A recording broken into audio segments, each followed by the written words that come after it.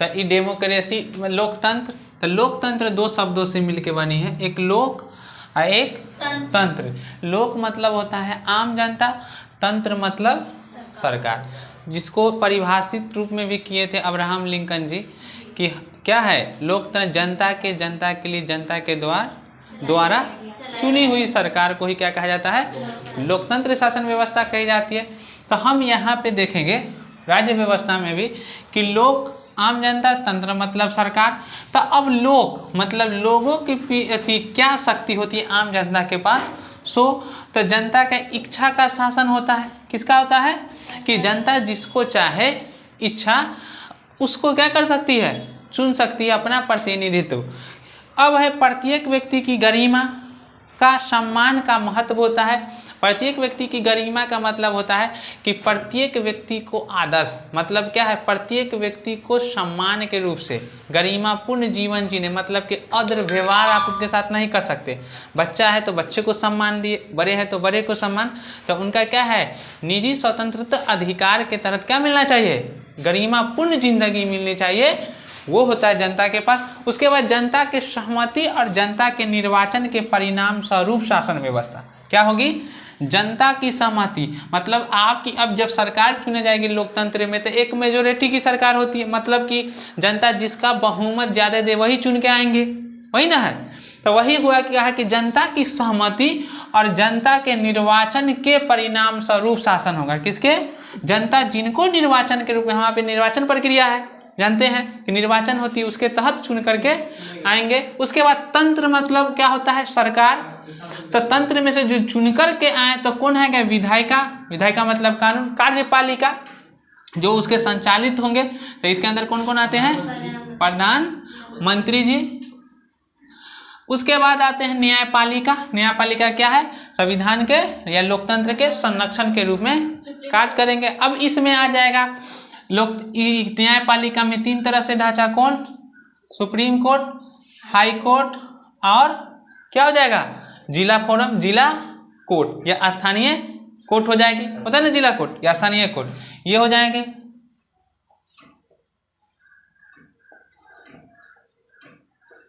स्थानीय कोर्ट या इसी को कह दीजिए डिस्ट्रिक्ट कोर्ट, समझ गए। यही तीन तरह से ढांचा है। तब समझ गए लोकतंत्र के बारे में। अब आगे चलेंगे। अब लोकतंत्र के बाद आया सरकार। तो लोक मतलब तो जान लिए शासन, अब सरकार भी जान लेंगे कि सरकार में क्या है। तो सरकार में तीन टर्म आया, कौन कौन, विधायिका, कार्यपालिका और न्यायपालिका। दीजिए टॉपिक का नाम सरकार। क्या लिखेंगे टॉपिक, सरकार लिखेंगे। सरकार, सरकार राज्य का मूर्त या व्यवहारिक रूप है। सरकार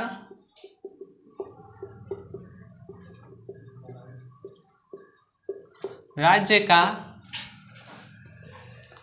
मूर्त या व्यवहारिक रूप है। मूर्त या व्यवहारिक रूप है। उसके बाद नेक्स्ट लिखिएगा सेकेंड पॉइंट, सरकार के द्वारा दंड देने की, सरकार के द्वारा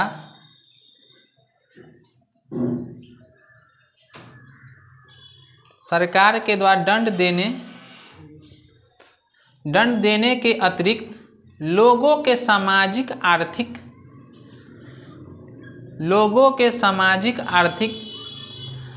भलाई के भी कार्य किए जाते हैं।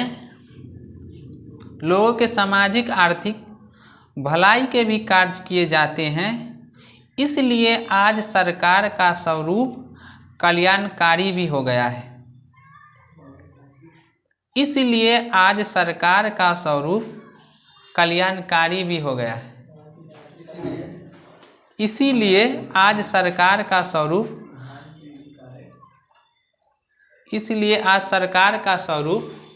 कल्याणकारी भी हो गया है।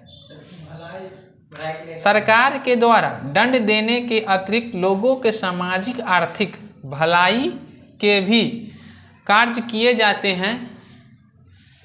कार्य किए जाते हैं,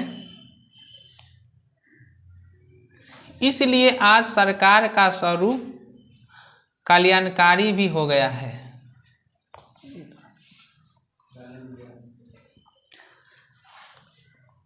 कल्याणकारी भी हो गया है।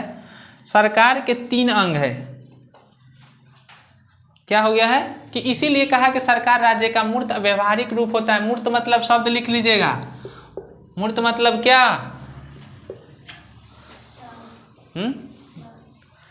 मूर्त मतलब क्या? मूर्त मतलब लिखिएगा दिखने वाला। क्या वाला? दिखने वाला, जो दिख रहा हो। अमूर्त मतलब होता है दिखने वाला नहीं। तो मूर्त रूप है और सरकार क्या है? व्यवहारिक रूप से क्या हो रही है? अब जन कल्याण मतलब कि जो भी निम्न लोग हैं या नीचे लोग हैं, जन कल्याण, लोगों को समान जीवन जीने की स्वतंत्रता सभी चीज प्रोवाइड कराती है। तो क्या है? सरकार अब क्या हो गई? कल्याण। सिर्फ शासन करना उनका काम नहीं है, कल्याणकारी कार्य का उसके पास क्या है? देखरेख का काम है। अब 3 गो टर्म होता है सरकार का, पहले ही बता दिए थे। कौन कौन 3? विधायिका, दूसरा कार्यपालिका, और तीसरा आपका न्यायपालिका।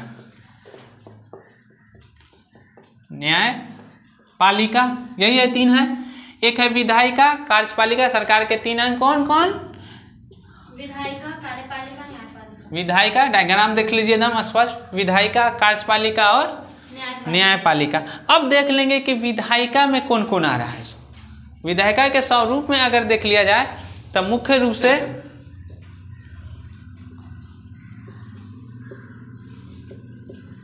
इसमें तो एक है लोकसभा, लोकसभा। दूसरा आप देखिएगा तो राज्यसभा,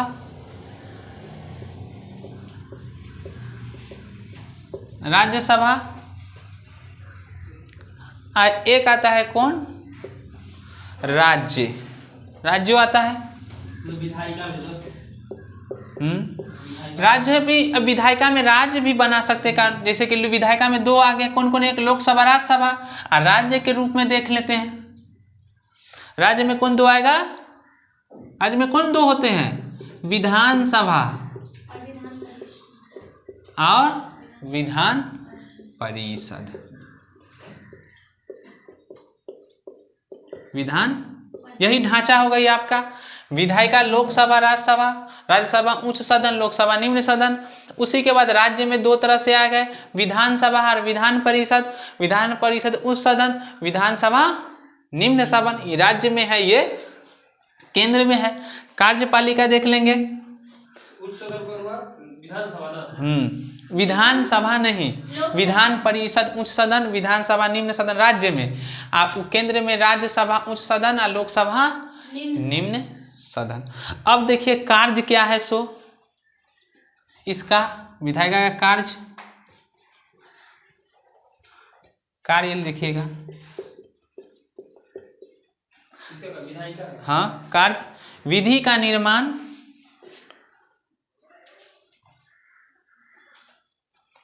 विधि का निर्माण, विधि का निर्माण। और नेक्स्ट संविधान का संशोधन,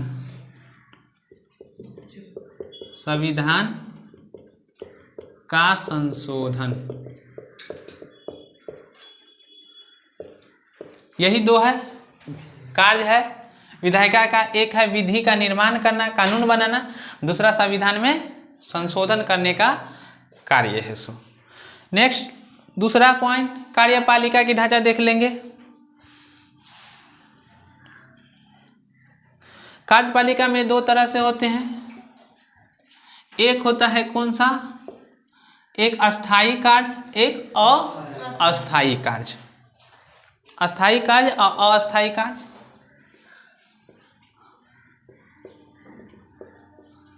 अस्थायी कार्य और अस्थायी कार्य।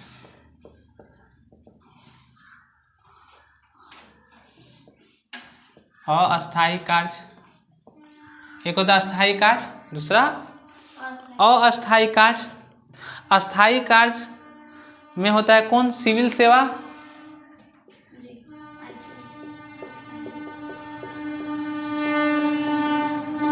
सिविल सेवा। और अस्थायी कार्य में होता है संघ,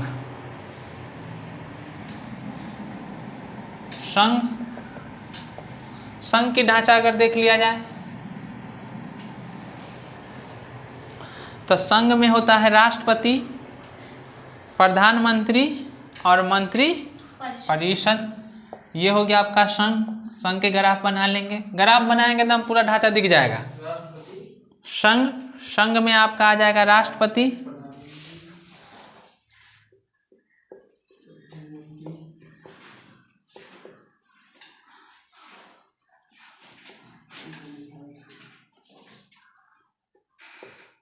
राष्ट्रपति जी,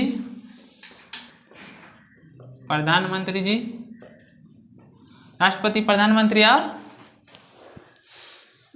मंत्री परिषद।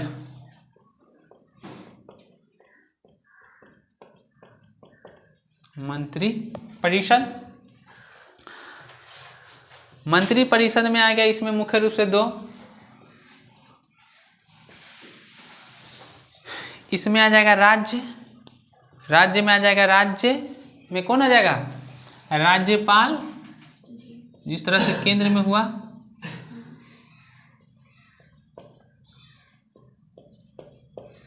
राज्यपाल और नीचे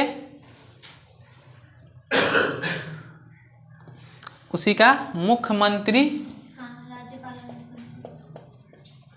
राज्य में आ जाएगा दो, मुख्यमंत्री नीचे दिख रहा है, मुख्यमंत्री और मंत्री परिषद। सर उसमें भी दो आएगा सर? किसमें? मंत्री परिषद में दो है तो एक ही का भी मंत्री परिषद में दो ना है सर?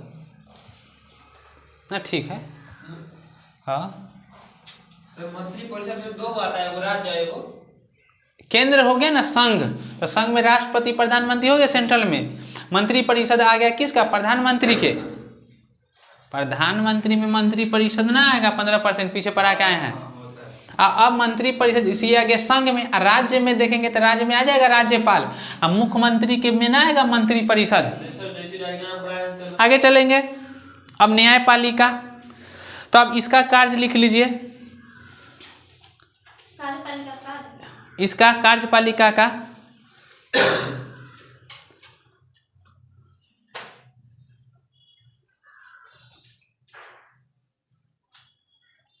नीति का निर्माण, कार्य लिख लेंगे कार्यपालिका का। नीति का निर्माण,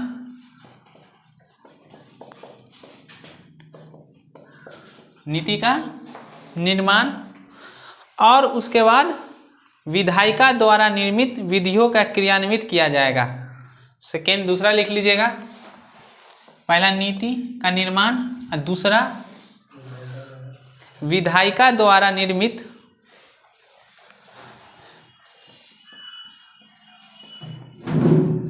विधायिका द्वारा निर्मित विधायिका द्वारा निर्मित विधियों का क्रियान्वित किया जाएगा। विधायिका द्वारा निर्मित विधियों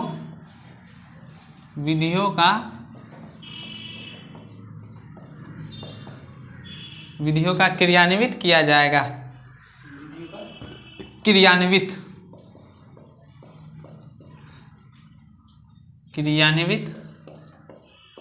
किया जाएगा। विधियों का क्रियान्वित किया जाएगा। उसके बाद लिखिएगा आप तीसरा, न्यायपालिका। तीसरा टर्म क्या लिखेंगे? न्यायपालिका। न्यायपालिका में देख लीजिए, हो गया, उतार लिए इसको। ये पहला, इसमें आता है इसका क्षेत्राधिकार उच्चतम न्यायालय। उसके बाद दूसरा में है उच्च न्यायालय।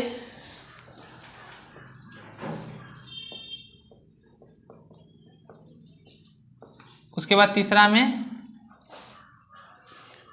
जनपद न्यायालय कहे थे ना, डिस्ट्रिक्ट कोर्ट, ये सब वही जनपद न्यायालय, यही 3 है। न्यायपालिका में कौन कौन आता है? उच्चतम न्यायालय, सुप्रीम कोर्ट, उच्च न्यायालय, हाई कोर्ट, जनपद न्यायालय, डिस्ट्रिक्ट कोर्ट।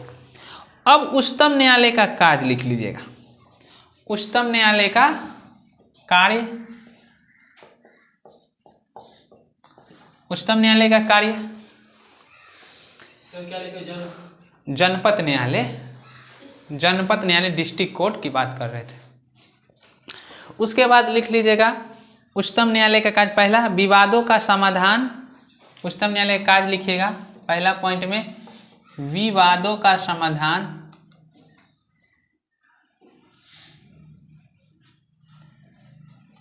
विवादों का समाधान,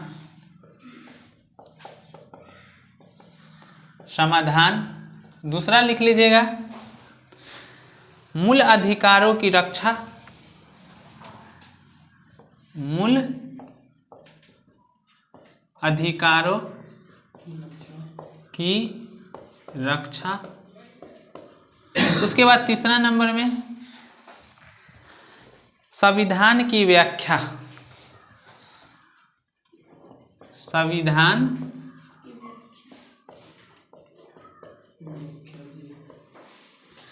संविधान की व्याख्या, यही 3 है। संविधान की व्याख्या,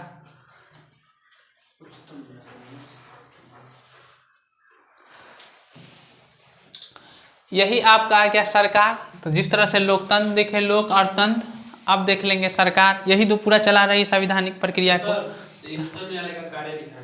हाँ, तो उच्चतम न्यायालय विवादों का समाधान, मूल अधिकारों की रक्षा, संविधान की व्याख्या, तो यही उच्च न्यायालय के न अधीन आएगा। जैसे अब उच्च न्यायालय के क्षेत्राधिकार में तो पहले उच्च न्यायालय डिस्ट्रिक्ट कोर्ट में जा रहा है, तो पहले डिस्ट्रिक्ट कोर्ट में, यहाँ पे चले जाइएगा जनपद में, तब हाई कोर्ट में, तब सुप्रीम कोर्ट में, वही तक ना है लास्ट तक ला। तो इसीलिए तो कहा कि संघ सरकार, सरकार मतलब क्या हुआ कि सरकार का क्या कार्य है? मुख्य रूप से देखिएगा यहाँ, सरकार का राज्य का मूर्त या व्यवहारिक रूप है। मतलब सरकार राज्य का क्या है? दिखने वाला व्यवहारिक रूप है कि वो किस रूप में कार्य कर रहे हैं, वही ना दिख रहा है। सरकार का पूरा दिखेगा व्यवहारिक रूप। उसके बाद आ गया कि ये मुख्य रूप से जो सरकार है वो 3 तरह से होते हैं। एक आपका होता है विधायिका, क्या होता है? एक विधायिका, और दूसरा आपका होता है कौन सा? कार्यपालिका। तीसरा आपका कौन सा होता है? न्यायपालिका। यही 3 है सरकार का। अब विधायिका में कौन आ गया? लोकसभा और राज्यसभा, यही ना 2 है। विधायिका में लोकसभा और राज्यसभा। अब इसी तरह राज्यसभा में, राज्यों में कौन आ गया? विधानसभा और विधान परिषद। कार्य क्या है विधायिका का? तो विधि का निर्माण, कानून बनाना और संविधान का संशोधन। संविधान में संशोधन का कार्य है। उसी तरह कार्यपालिका में आ गए, तो कार्यपालिका में क्या है? अस्थायी कार्य और अस्थायी कार्य। अस्थायी कार्य में कौन आ गया? सिविल सेवा, ये अस्थायी रूप से कार्य सिविल सेवा में। और अस्थायी कार्य में कौन सा आ गया? राष्ट्रपति, प्रधानमंत्री। इसमें आ जाता है अस्थायी कार्य में संघ। और संघ किससे मिलकर बनी होती है? राष्ट्रपति और प्रधानमंत्री। और प्रधानमंत्री के रूप क्या होता है? मंत्री परिषद होते हैं, वही संचालित करते हैं। अब इसी तरह राज्य के स्वरूप में देख लिया जाए तो राज्यपाल, मुख्यमंत्री और मंत्री परिषद। तीसरा है न्यायपालिका। न्यायपालिका में 3 होते हैं, उच्चतम न्यायालय, उच्च न्यायालय और जनपद न्यायालय। उच्च न्यायालय का कार्य क्या है? तो विधि के समाधान करना, दूसरा मूल अधिकारों की रक्षा और तीसरा संविधान की व्याख्या। यही है, यही ना मुख्य रूप से काम है। संघ का काम क्या था? नीति का निर्माण विधायिका के द्वारा निर्मित विधियों को क्रियान्वित किया जाएगा।